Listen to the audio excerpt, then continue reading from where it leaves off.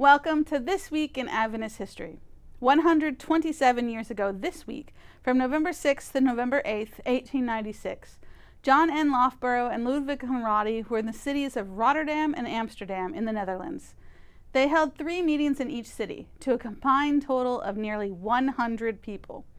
Conradi spoke once in each city, and Loughborough spoke twice. Loughborough's topics were the Advent movement and the gift of prophecy.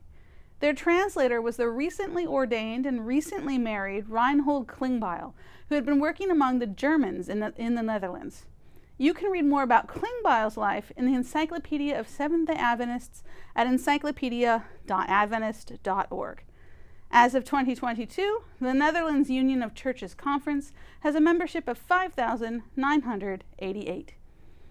Also on November 6th, but 2 years later, in 1898, the Seventh-day Adventist-operated New York City Mission opened its doors and held its very first meeting at 43 Fulton Street, Brooklyn. The site no longer exists, but it was situated about a block and a half from the Brooklyn Ferry, right where it could be of use to those living around it.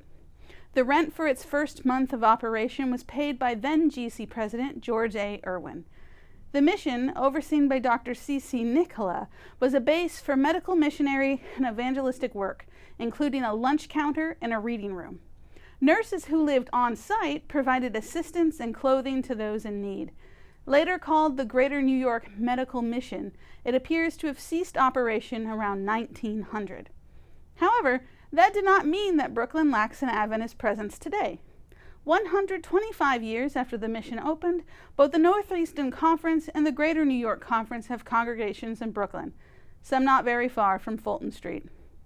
Whether it's visiting a city or living in a city, Seventh-day Adventists live out their faith by being totally involved wherever they find themselves.